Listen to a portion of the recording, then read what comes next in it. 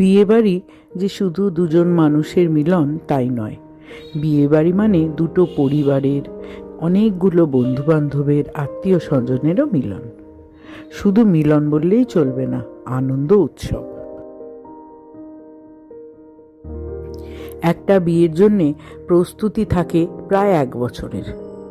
শুরু থেকে দৌড়াদৌড়ি, ঝাপাঝাপি, এই কেনা ওই গোছানো সব করতে করতে অবশেষে যেদিন বিয়ের দিনটা এসে পৌঁছায়, মনে হয় হুট করে চলে গেল, ঠিক মতো এনজয়ই করা হলো না।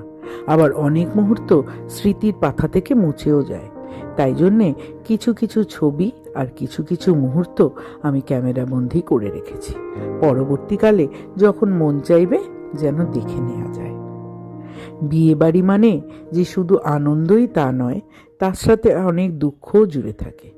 পরিবারের কোথাও একজন নতুন মানুষ যুক্ত হয়, আবার কোথাও একজন মানুষ অনেক দিন যেখানে ছোট থেকে বড় হয়েছে সেখান থেকে বিদায় নিয়ে চলে যায়। তবে আজকালকার দিনে সমাজের ধ্যান ধারণা অনেক বদলে গেছে, তো তাই দুজনে ভাগাভাগি করে নেয় দুটো পরিবারকে, এবং সেই সামঞ্জস্য রেখে যারা চলে তাদেরই ভবিষ্যতের পথ সুন্দরভাবে চলে।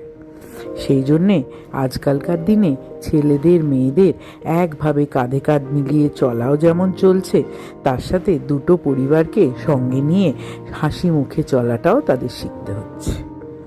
সঙ্গে থাকুন, আর ভালো লাগলে অবশ্যই আমার চ্যানেলটা সাবস্ক্রাইব করবেন।